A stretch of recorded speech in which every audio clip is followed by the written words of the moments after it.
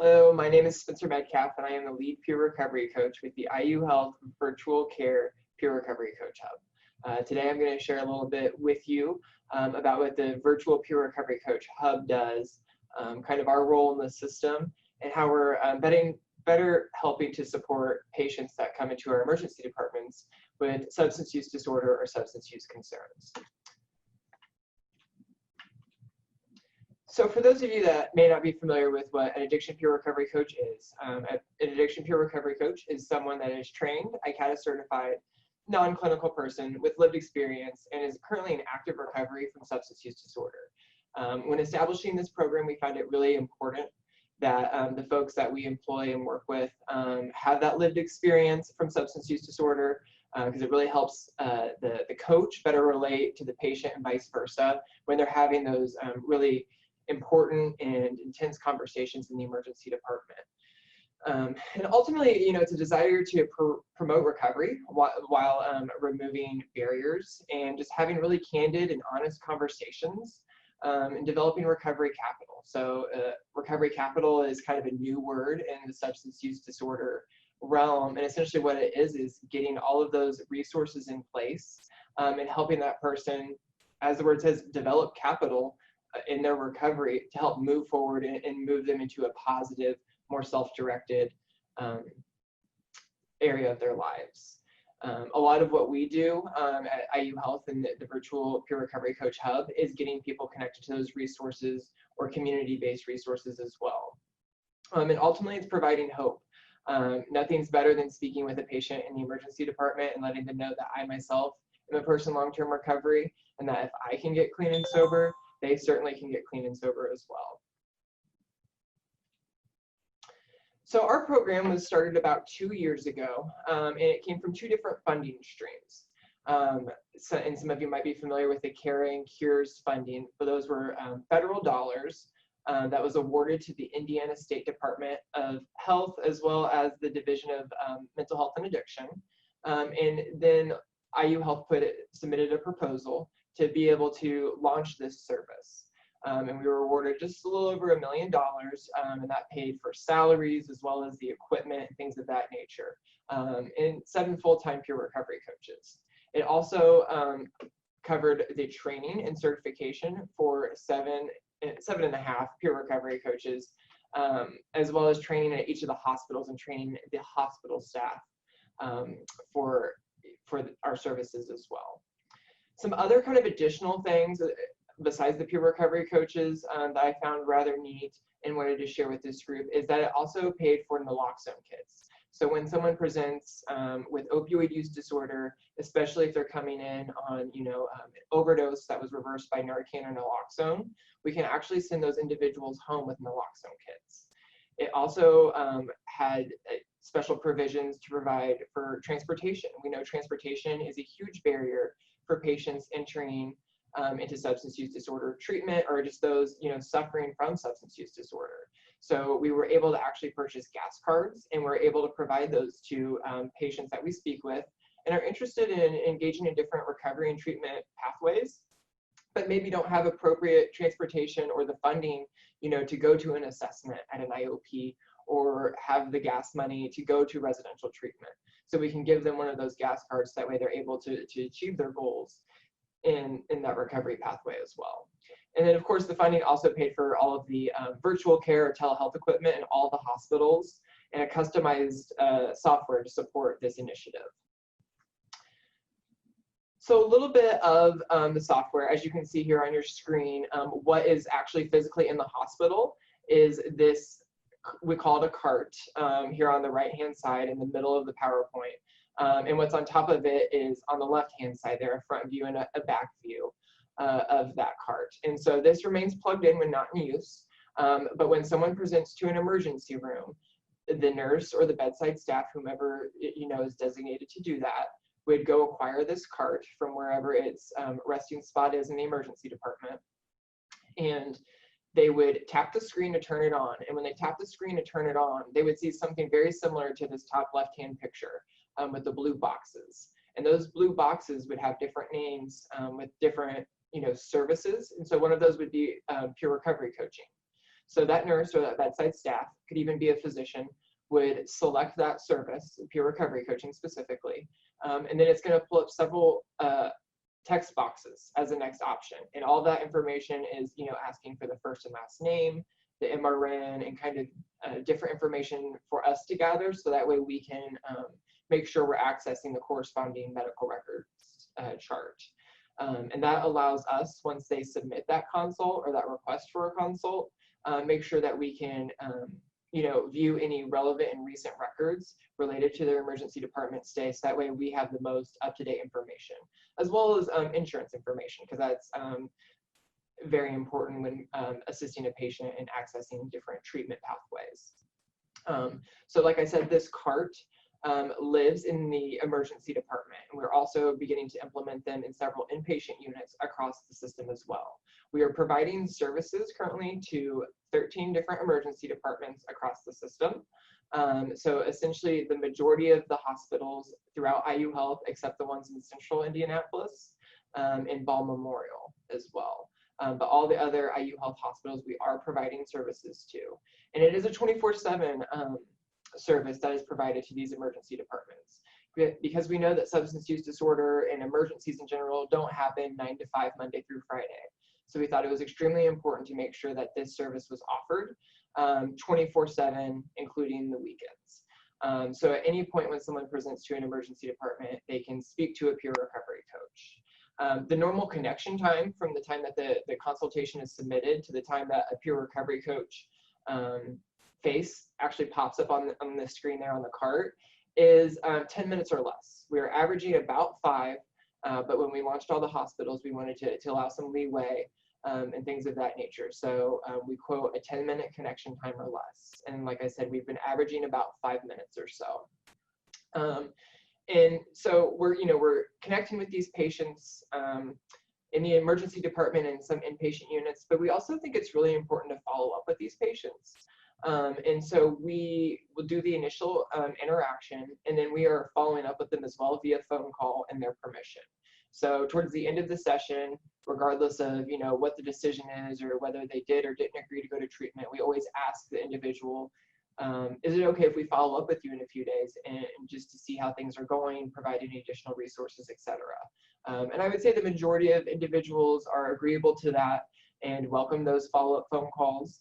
And so we call them, and there's a very specific cadence, which is 48 hours, 1 week, 2 weeks, 1 month, 3 months, 6 months, and 1 year. And at any point when we call, those individuals can always opt out of the phone calls. Some people we call might be annoyed by the phone calls. Others feel like they're really well supported in their local community and don't necessarily feel the need to receive these calls anymore. And that's fine. Like I said, at any point they can opt out, and we will just gladly take them off the list, but we always let them know that at any point they are welcome to re-engage and give us a call back. When they are in the hospital and we're speaking to them on this cart, we provide them with a centralized phone number that is similar to being able to speak to a peer recovery coach on the cart 24/7. They can call our phone number 24/7. So if they're in crisis, or maybe they're in between follow-ups, oftentimes between 1 week and 2 weeks, they call and they decide that now's the time that they want to do residential treatment, or they want an outpatient referral, or they're seeking a faith-based group where they can get better connected with their peers. And so they can give us a call. One of our coaches would be more than happy to help assist them and get them linked up to those resources, depending on the request and what that looks like. So not only do we have the peer recovery coaching, but we work alongside a team of alongside a psych team as well. So we're actually a twofold hub where we're providing 24/7 substance use recovery support as well as psychiatric assessments. So sometimes our patients are primarily substance use, and sometimes some of our patients are what we have called crossover cases, where maybe they have presented to the emergency department for suicidal ideation or some other type of primary psychiatric concern. And upon further conversation with the emergency department staff, and maybe midway through their assessment, the social worker that's doing the assessment identifies that some of the issues going on in this person's life might be related to their substance use. So once they're completed with that assessment and they've spoken with the social worker as well as the psychiatric provider, they will engage a peer recovery coach. And with our virtual care technology, we can do that all on the back end. So the bedside staff doesn't have to do anything. The patient doesn't have to press any special buttons. We're able to hop on the case virtually, and that psychiatric provider or that social worker is able to drop off. And then we can have that private conversation if necessary with that patient and provide any additional resources, conversations, and essentially enroll them in our program, and do follow-ups with them and things of that nature.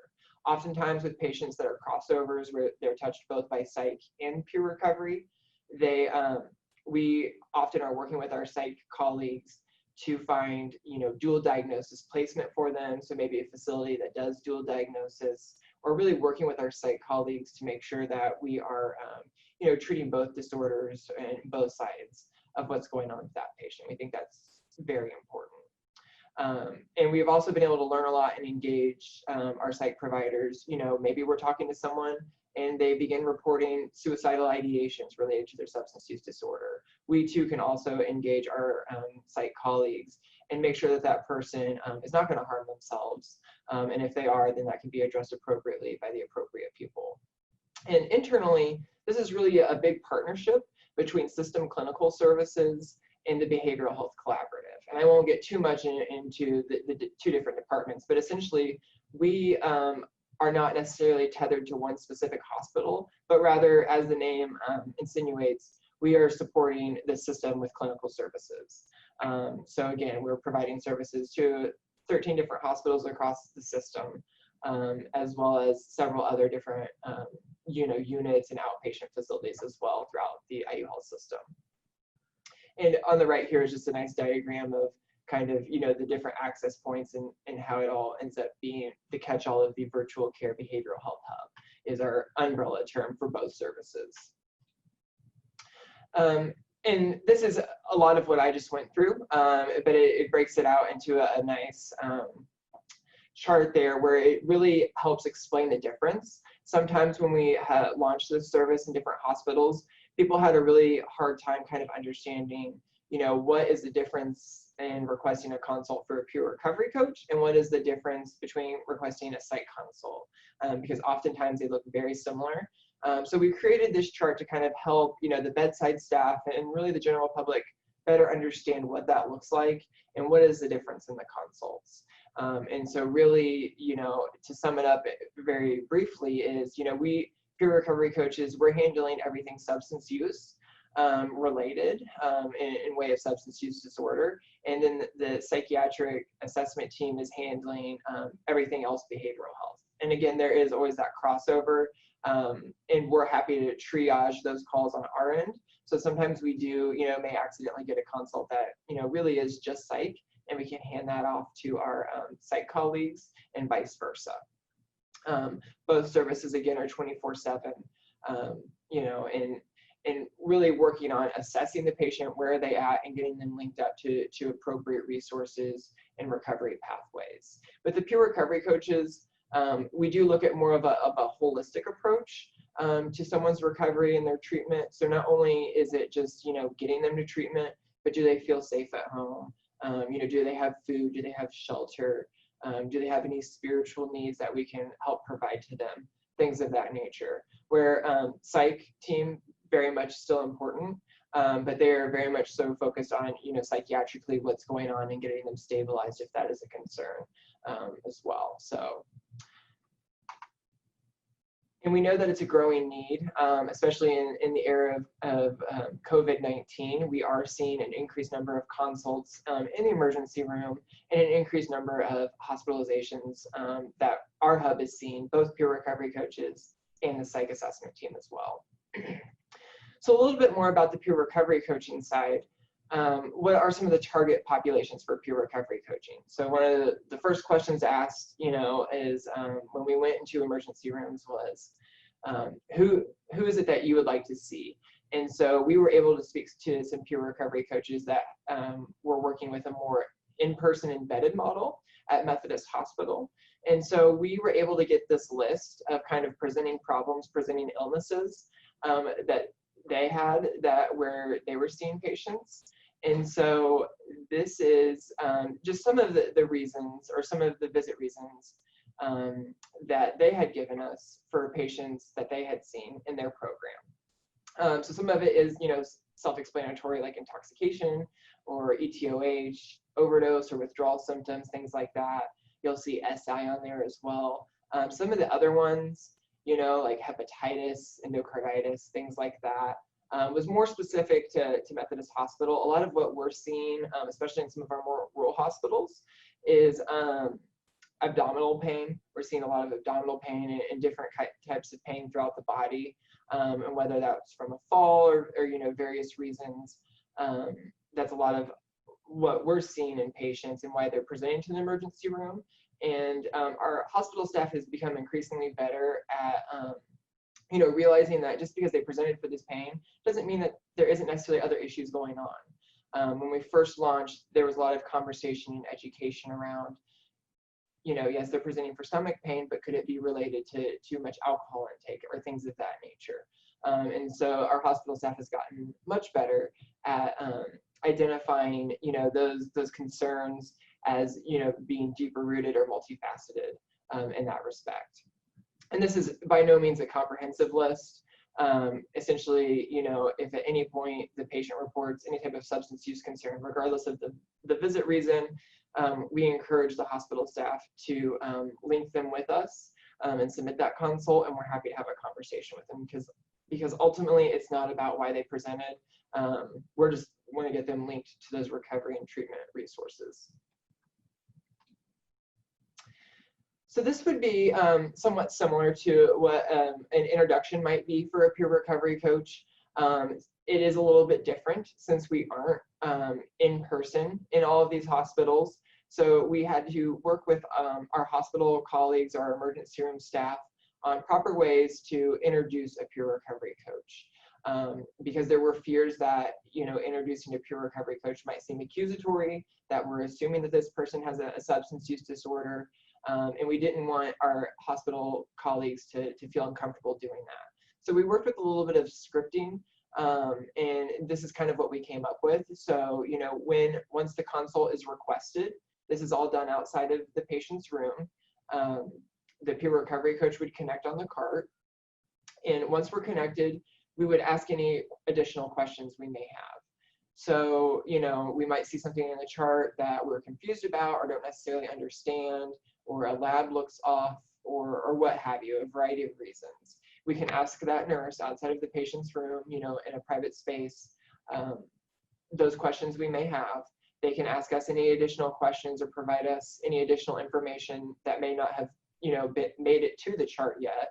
And then once both parties feel like they have a really good understanding, the peer recovery coach would let that nurse know, okay, I'm ready, go ahead and bring me into the room.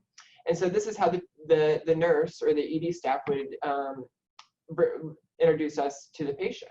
As a part of your care today, you'll be talking to a peer recovery coach, and this is Spencer. If they were willing, that's something that they would say. I would say about half the time or so the person knows that we're coming. It really depends on the rapport with the nurse has with the patient, and kind of the patient's current disposition and where they're at with everything. If they know that the consultation is coming or not. We ask that the consultation not be asked about beforehand necessarily, not asking them if they want to speak to a peer recovery coach, but letting them know that a peer recovery coach will be speaking with them. And then once we're rolled in the room, they are more than welcome to refuse. We're not there to force them to do anything or speak to us by any means. But we just want to make sure that we're giving everybody a fair shot at speaking to a peer recovery coach if they want to, without assuming what that is or really having a chance to actually speak to a peer recovery coach. And part of the connection and introduction is making sure that that person is at a place where they can have a conversation. We see a lot of people that are intoxicated, and that is okay. One of the educational points that I often use with nurses is, if they can have a semi-coherent conversation with you, they're more than likely going to have a semi-coherent conversation with us. We want to have a very coherent conversation, but we know that the emergency department is a very fast-paced environment. and we want to honor that. And so we know that they can't be held for days on end. But we also want to make sure that we are providing this service and offering them an opportunity at recovery at all costs. So, you know, we would rather talk to somebody with a blood alcohol level of 200 or 300 than not talk to them at all, because maybe we can plant that seed or provide them our phone number for them to call us back if they're maybe not interested in speaking to us now. And this is our dashboard. So this is what we're reporting out to at a very high level to some of our senior leaders throughout IU Health. And some of this is for our grant requirements that we've had to report out on. And others is just different metrics that we have decided to track as the project and the program has rolled on. So our official launch date was September 27th of 2018. And this is as of, oh, I'm sorry, it's actually July 31st of 2020. And so we've seen we're just a little shy of 2,000 patients at this point. And at the very beginning, it was a very slow uptake. We did not launch this program at all the hospitals all at once. We rolled them out one by one, and we started with some of our more, we did start with some of our critical access hospitals first. So that way we could, you know, take some valuable learnings and make some adjustments before we offer this program at some of our larger hospitals, like IU West and Avon or different places like that, where their EDs are much larger and they're seeing a much higher volume of patients. But we captured a lot of really robust information on this dashboard, and I'm not going to go through it all, but I do want to highlight just a few key points on here. In the very top left-hand corner, this, you know, 1,950 is the total number of encounters that we've had, initial encounters, either in an emergency department or on an inpatient unit in any hospital throughout the IU Health system. And there's a lower number down here, and I don't know if you'll be able to see it, but it's 1,586 patients. So that's how many physical bodies we have actually seen. And as you'll see, there's a bit of a discrepancy between initial encounters and bodies, and that's because sometimes people are presenting more than once. You know, they're coming to the emergency room, and our goal is to really, first of all, engage with them, but get a really better understanding of, you know, what are we missing, what are they missing, and how can we really bridge the gap to make sure that we're reducing those visits to the emergency room just for substance use related things. Obviously, if it's an emergency, we want them to come to the emergency room and have their medical needs addressed. But what we have found is some of these people are calling 911 on themselves because they're intoxicated and they want resources. We're happy to provide them resources, but we also want to provide them our phone numbers. So that way, maybe they're not coming to the emergency room just because they're intoxicated and need resources. And so that's some conversations that we're having with patients and just getting a better understanding. And part of that is just getting them linked to treatment. I think another really important figure is this 90.15% of patients referred accepted peer recovery coach care. So essentially, you know, what that means is of these 1,900 encounters, 90% of them, once we were rolled in the room, said, yes, I will speak to a peer recovery coach. Now, the conversation could have been very brief, or it could have been maybe an hour long, but 90%, or essentially 9 out of every 10 patients that we've seen have agreed to speak to a peer recovery coach. And quite honestly, I was concerned when we first launched the program that we might have a lower number, that people wouldn't be as agreeable, and that they might feel like it's an accusatory thing to incorporate a peer recovery coach. But overall, people have been very warm and welcoming. And even prior to COVID, we were virtual, and we've always used the CART to speak with patients. And so we thought that might be another barrier, but oftentimes it's not. Even from our side of things, I thought I wouldn't be able to engage with the patients as much, you know. But what I found about doing this virtually is that patients are often a little bit more disarmed. And I think that's because I'm not, you know, necessarily standing in the room with them or sitting in the room with them. So it doesn't feel like this ominous presence, or that I'm, you know, maybe judging them or what have you. But we're still able to have a conversation. You know, we can make eye contact, things like that, and really kind of understand each other, but do it virtually. So that's been a really beautiful learning of this whole program. A few other kind of highlights I wanted to point out was that, almost 70% of our follow-ups were successful. So that's 70% of the calls that we're making, those folks are answering, which is really awesome. And to that point, this bottom right-hand corner down here, there is all these bar graphs with the green and the gray, and at the bottom it highlights those different increments in which we're making follow-up calls. And so you can see at 48 hours, the green is yes and the gray is no. You can kind of see the increase and the decrease of people who are self-reporting in recovery at 48 hours versus 1 week and 2 weeks, and etc. You can also see that sometimes the calls do decrease, but our volumes have increased later in the program. So we're kind of catching up to the point where we're making more 3-month follow-up calls in 6 months, and etc. But one thing that really excites me with this program is that we've had 7 people in our program thus far that have reported to be in long-term recovery a year after speaking to them in the emergency room. And I think that's phenomenal, and I don't necessarily know if it's because of the program. I would like to think that we've played a piece in that. And one thing I often share with emergency departments is that's 7 less people coming to an emergency department, if nothing else. And if you look at all the other green bars throughout this bottom right-hand corner and the numbers associated with them, those are potentially that many more people not presenting in an emergency room for a substance use related concern. And not only that, those people have their lives back. If they're self-reporting in recovery, they're perhaps working again, able to engage in their families and be a part of their families today. And so I think it's all very beautiful. I think metrics are important, but I think that is one of the most important and one of the most beautiful metrics that we report out on and that we share with leadership, because it shows a true impact is being made. Just a few other things. You can see the recovery pathways and referrals we're making to outpatient treatment versus inpatient treatment. Alcohol is our #1 substance. For some reason, it's not reporting out that number, but I would say it's almost 1,000 patients of that 1,900. We see a lot of people still with that are intoxicated or are using alcohol or have alcohol use disorder. And then meth and opioids always kind of seem to teeter back and forth. You can kind of see it's not too far of a gap. Looks like most recently we had 313 meth patients and 288 individuals who used opioids. And it doesn't take much for that to flip, like I said, back and forth, kind of just depending on what's going on and what's popular in different areas and different regions.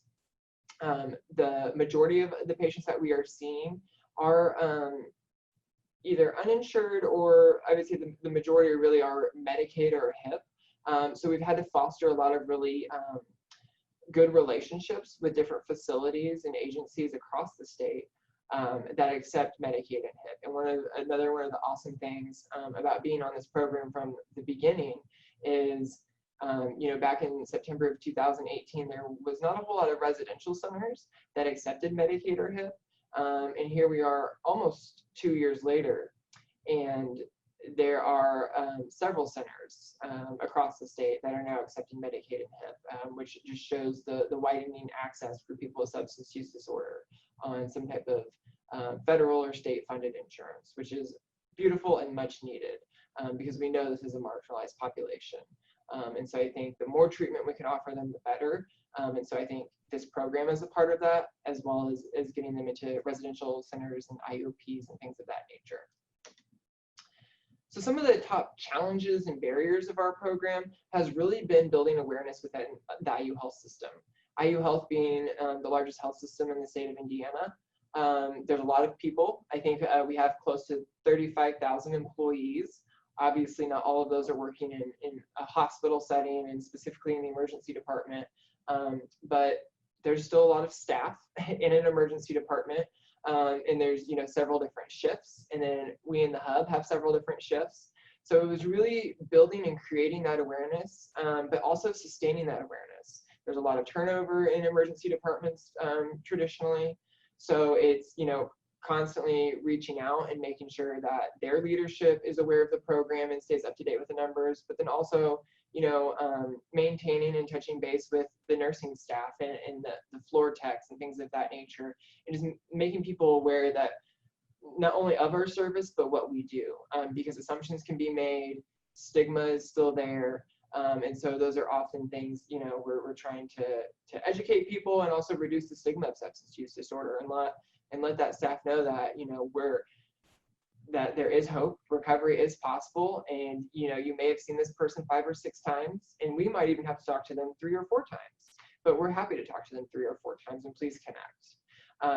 And that goes into the second point of maintaining engagement with the emergency departments. Given the turnover and it being a fast-paced environment, placing a patient oftentimes can take hours. If they want inpatient detox or an inpatient psychiatric placement, it can be several hours. And sometimes from an emergency department perspective, that doesn't seem like it's necessary to hold them, but it very much is, because we know that when someone agrees to treatment and is willing to go, we need to seize on the opportunity and really reduce barriers. And when we can get them directly from an emergency department to a treatment center or a detox facility, the outcomes and the success rate is just so much better with that. And then kind of the third challenge or barrier is follow-up engagement. So, and that is really just, the phone calls that we're making. Numbers change, and people and individuals don't always answer, or we leave voicemails, they don't call us back. And I'm told that is just typical of, not typical, but is consistent with things in behavioral health and following up in the emergency department. So actively troubleshooting what that looks like, but that is one barrier, is being able to reach out to a patient 6 months or 9 months later. Different successes that we've had is we were awarded the inaugural Bowen Center Wellspring Award in May of 2019. And this was an award given by Bowen Center that really wanted to honor boots on the ground in healthcare that were doing innovative things. So the Peer Recovery Coach team was awarded that in May of 2019, and it was a huge honor as being kind of the first award recipient of that from Bowen Center, and for them to recognize kind of the hard work and dedication of all of the coaches was really awesome. Internally, we also won the System Clinical Services Values Leadership Award for teamwork, because we work with a fabulous team that has really, put all things aside to achieve the goal of what's best for the patient at all costs. So, and that's been really awesome to watch that grow. Some other successes are, continued partnership with inpatient facilities outside of the IU Health system. We have partners all over the state, and they've been fabulous to work with, and we've been able to foster some really awesome relationships with them. We've also, been featured on several external media stories, just about, different patient experiences, as well as, some of myself and other coaches' stories of recovery, and how our stories of recovery have related to the job we're doing in current day in the virtual Peer Recovery Coach Hub. And I think anytime we serve a patient is a success. So I put that in there, over 1,900 patients served, and of those 1,900 patients, over 300 were crossover cases. And I had touched on this earlier, but the 9-month and 1-year follow-up successes, I think I love seeing that 7 under the 1 year, and hope to see that number grow just exponentially over the next year. And we see so many more 1-year follow-ups for those people self-reported in long-term recovery.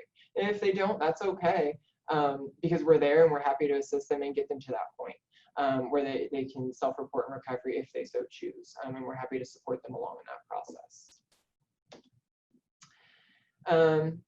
And some of our growth opportunities would be maintaining engagement, as well as, shift change communication and inpatient integration. So shift change communication, we're all humans, we all get tired.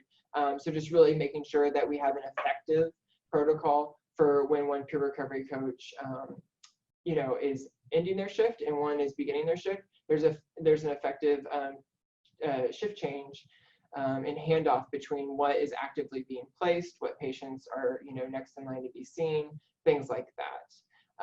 And then our goal, like I said, is to integrate into all the inpatient units where we're currently providing emergency department service as well.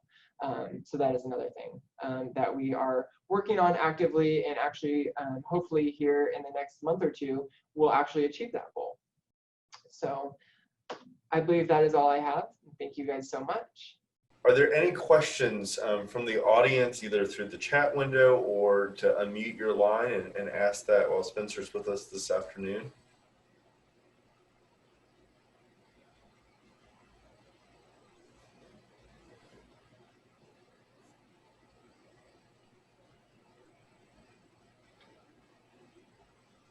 Give it a couple minutes here to see if anything comes in. All my questions you kind of answered there at the end during your discussion. So thank you for that. Yes.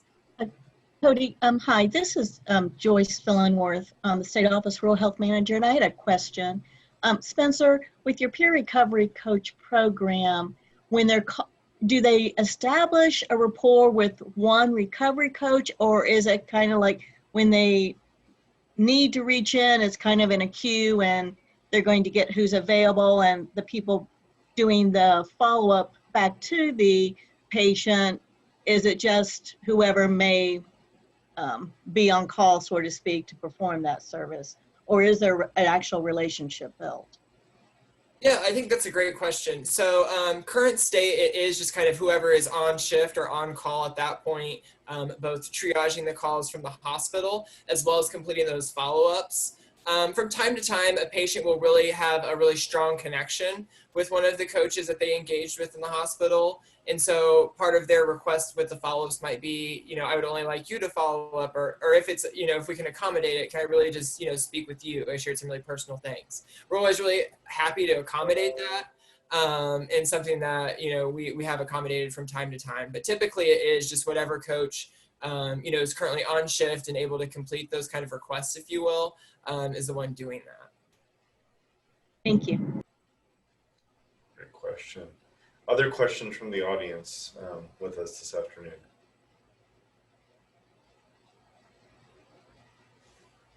So it does not look like any has come in. Spencer's, sorry for our difficulties on our end, but thank you so much for being with us today. And we'll be in touch about seeing if we can get your presentation posted for people to watch after the event as well. Absolutely. Well, thank you guys so much for having me.